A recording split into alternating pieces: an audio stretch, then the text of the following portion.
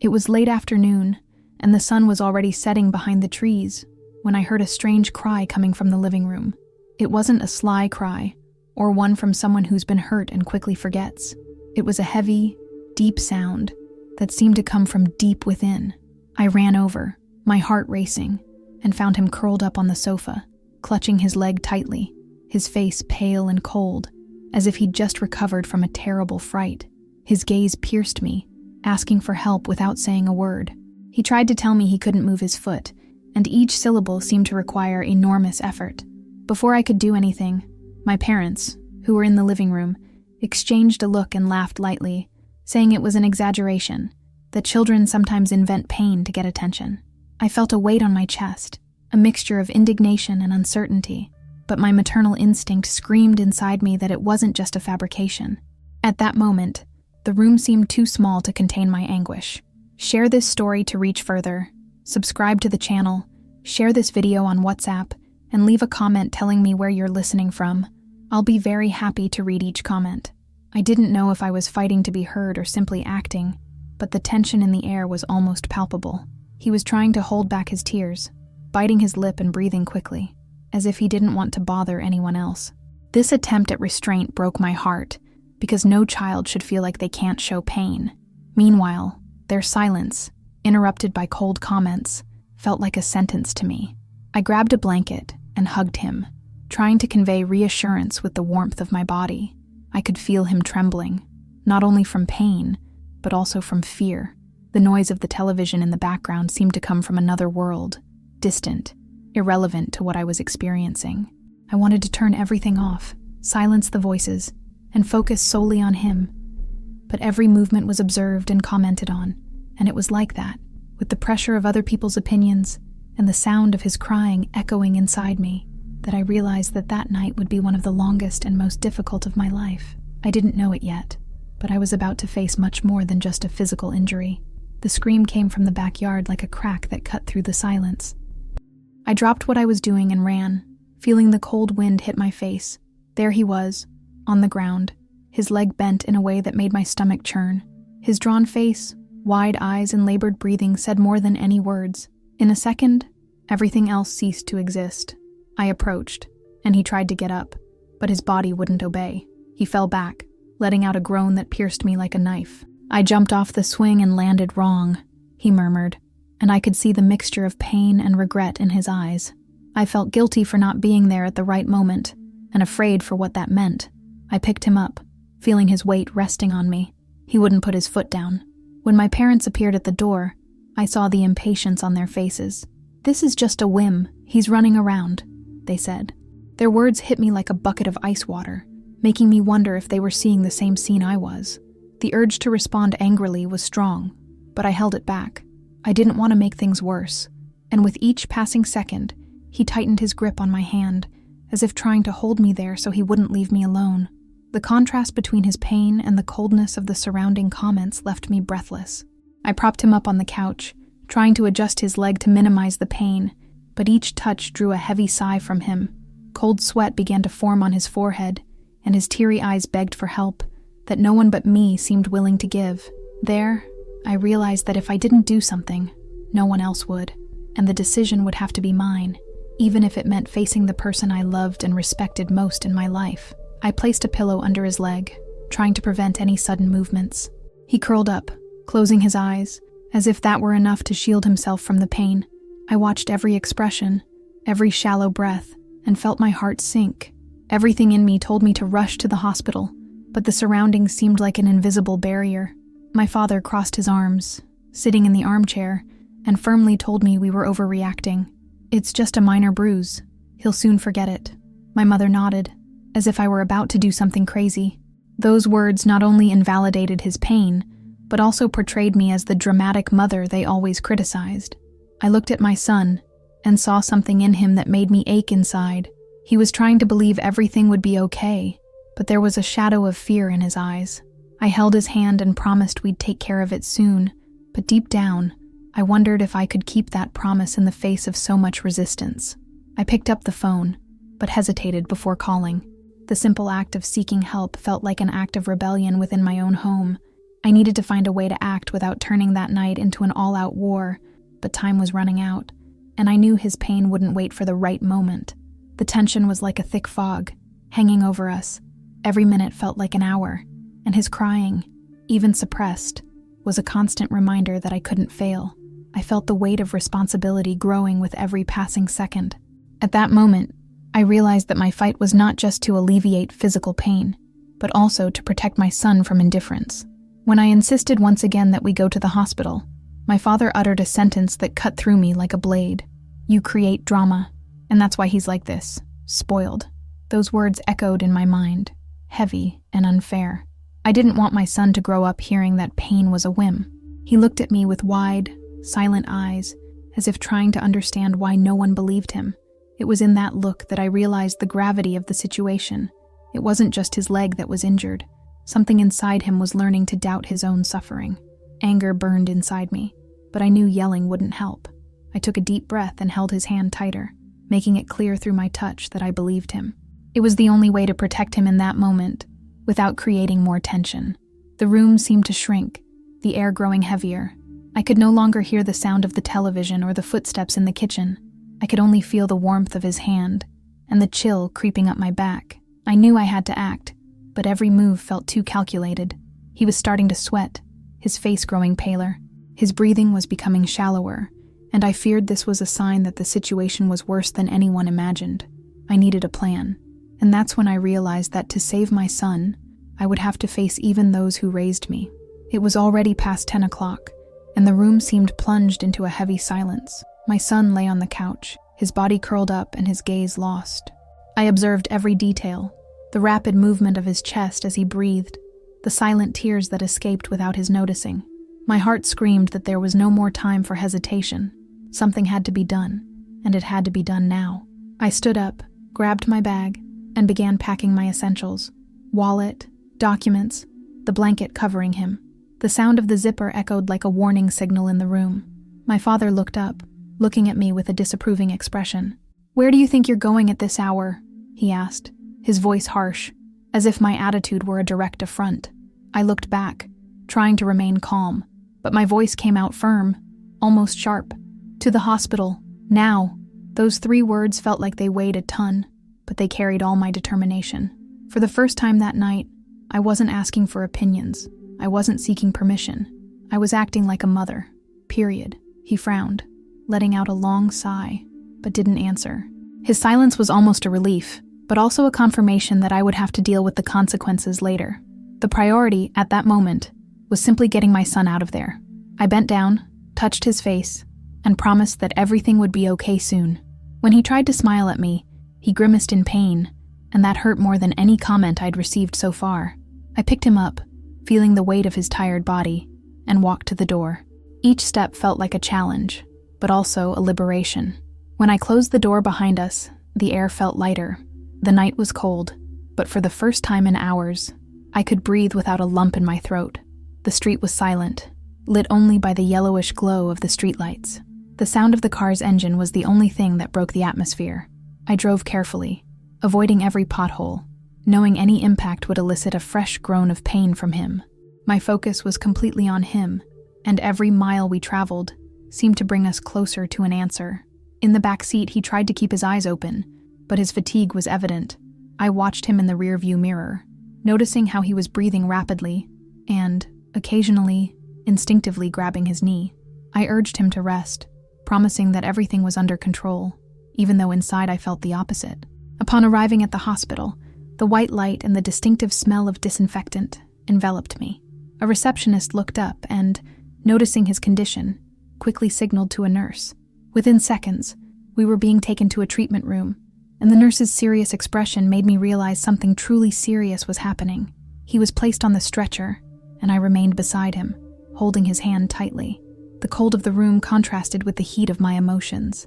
The distant sound of footsteps and voices was drowned out by the intensity of the moment.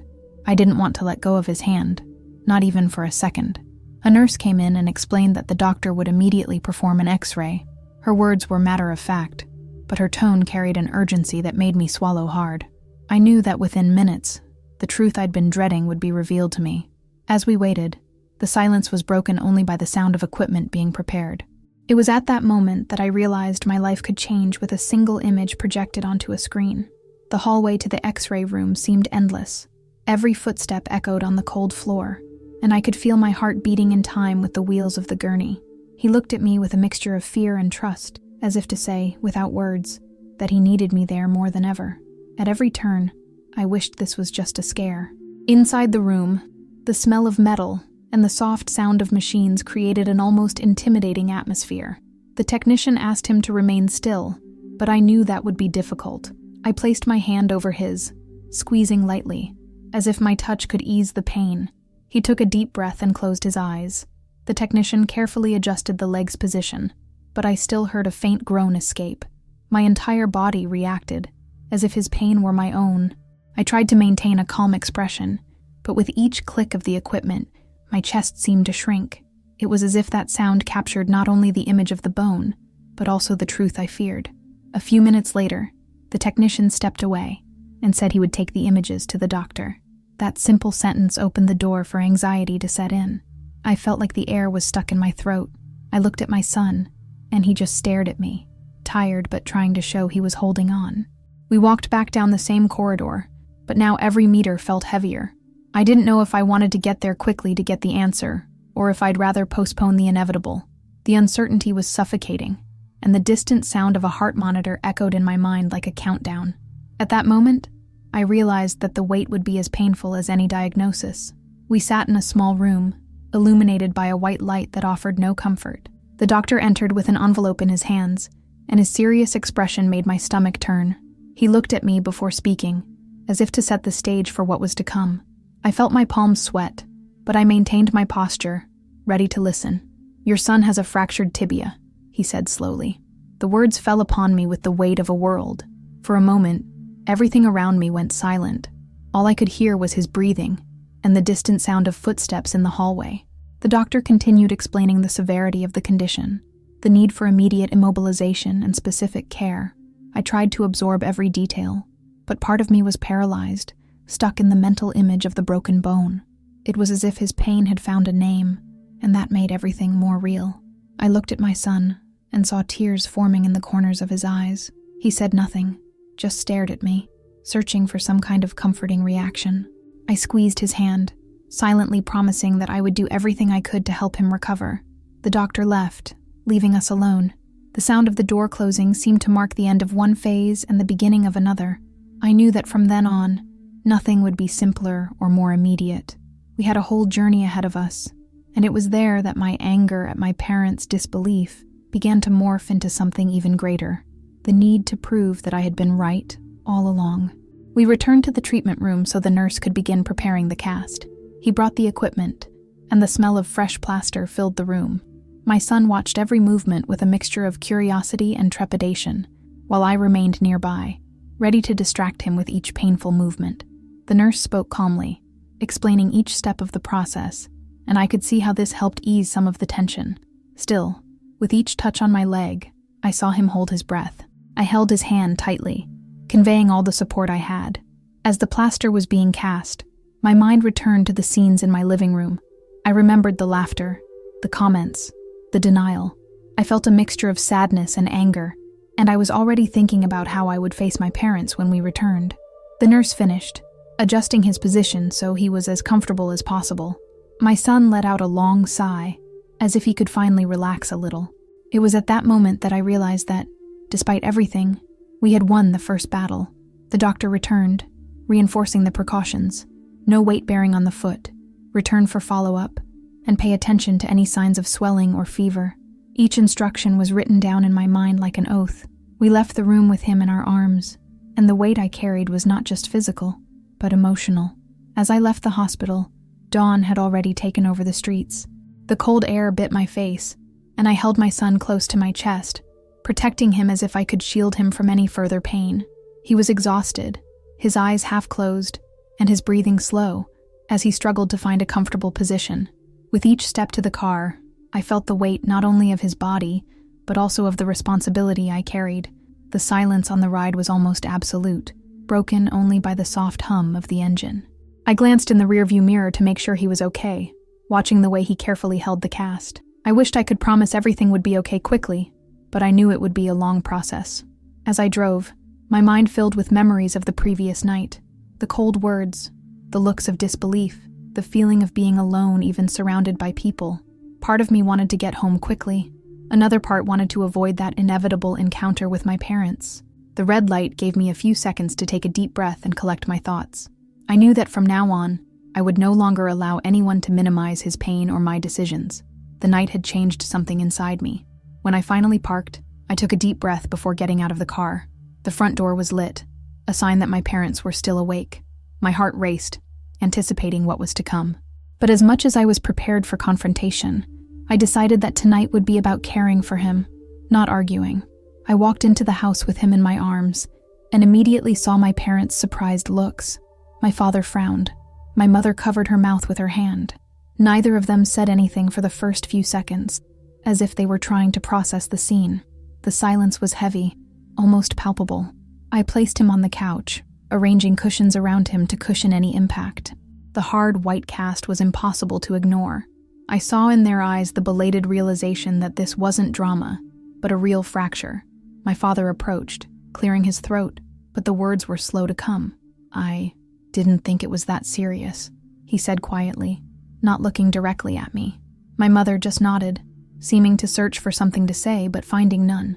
I took a deep breath, controlling the urge to throw everything that had happened in their faces. This wasn't the time for that. The focus was on his rest and recovery, but that silent hurt lingered, like an open wound that I knew would take time to heal. I prepared a thicker blanket, kissed his forehead, and sat beside him, my hand still in his. The warmth of his touch reminded me that, despite everything, we were together and safe now. My parents stood for a few seconds, watching, and then left the room without another word. The dawn crept slowly on, and I remained awake, watching his every breath. The dim light from the lamp illuminated the plaster and cast shadows on the wall. He moved very little, but with each movement I adjusted the pillows, making sure he was comfortable. I got up a few times to get water and check for fever. The doctor had been clear about the importance of monitoring for signs of complications. Each time I touched his forehead and felt the normal warmth, a small sense of relief washed over me. The silence of the house was broken only by the distant sound of a wall clock. I thought about how things might have been different if I had given in to the pressure. This reflection was accompanied by a bittersweet feeling, pride in having made the right decision, and sadness for having had to fight for it. As he slept, I watched his relaxed face. The pained expression had given way to a serene expression, and this brought me immense comfort. It was living proof that, despite all the hardship, we were on the right path. At dawn, the room began to receive natural light. I felt tired, but I didn't allow myself to sleep deeply. I wanted to be ready to help him as soon as he woke. That was, without a doubt, one of the longest and most silent nights of my life. The next morning, my parents came to me in the kitchen. My father looked uncomfortable, fidgeting with his hands, while my mother held a cup of coffee. They didn't apologize directly, but the attempt at reconciliation was implicit in the softer tone of their voices. "You did the right thing by taking him to the hospital," my father said, looking at the floor. It wasn't much, but I knew it meant a lot to him. My mother added that they hadn't imagined it could be a fracture. I listened, but didn't respond immediately. I wanted to avoid the conversation turning into an argument, so I simply said that, as a mother, my role was to respond to any sign that something was wrong. They nodded, and the conversation ended there. Inside, I still felt the hurt, but part of me also recognized that perhaps the experience had been a necessary shock to make them more respectful of my decisions. When I returned to the living room, I found my son trying to read a book, propped up against the pillows. I smiled to see that, even with the cast, he was already seeking distractions. And in that moment, I realized that life was teaching me more about courage than I had imagined. The following days were filled with adjustments, from helping him bathe to learning how to position his pillows so he could sleep without pain. Everything required attention and patience. Each small improvement was celebrated as a major victory. He, in turn, displayed surprising strength. Despite his limitations, he maintained a good mood most of the time. This inspired me and gave me the energy to continue caring, even in times of extreme exhaustion. The doctors emphasized that rest was essential for a full recovery. I followed every instruction to the letter, noting medication schedules and follow-up dates. Caring for him became my top priority. At night, we'd talk about anything that would take his mind off his leg.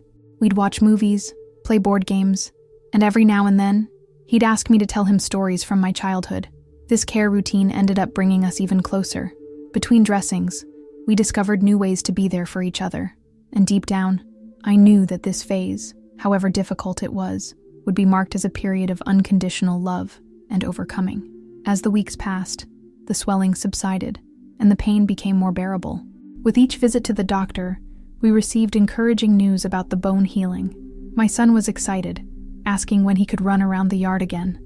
Even so, I was careful to remind him that each step needed to be respected. He understood, but his anxiety was evident. Children crave movement, and seeing him stuck to a couch was a challenge for both of us. We started taking short walks around the house, using crutches. Each step was celebrated, and I could see in his smile the feeling of freedom slowly returning. My parents, now more attentive, participated in some of the activities, helping to motivate him. It was curious to see how the experience had changed the way they related to him, and to me. The day the doctor said the cast could soon be removed was like receiving news of rebirth. I hugged him tightly, feeling like we were winning. Physical recovery was almost complete, but I knew what we learned that night would go far beyond that. When the day finally arrived to remove the cast, we went to the hospital with a mixture of anxiety and joy. The sound of the electric saw being used to remove the cast made me hold my breath, but he laughed, finding the noise amusing. It was a stark contrast to the tension of the first trip to the hospital. Seeing my free leg, I noticed the cast mark and the weaker muscle, but I also felt a profound relief. It was as if we were closing a cycle that began that night of disbelief and pain. The doctor recommended physical therapy and light exercise to regain his strength. He left with a hesitant step, but with a sparkle in his eyes I hadn't seen in weeks. On the way back, we passed the same route as the night of the accident. This time, the mood was completely different. The pain was gone, and in its place were hope and gratitude. When we arrived home, my parents greeted him with a warm hug. It was the first time I'd seen in them not only affection, but also a quiet respect for the way I'd handled everything. And in that moment, I understood that, despite everything, that experience strengthened us as a family. If this story touched you, please share it so more people learn to listen to and respect the pain of those they love. Subscribe to the channel, send this video to someone on WhatsApp, and comment where you're watching from. I'd love to read every comment. Your interaction helps bring messages like this to more hearts.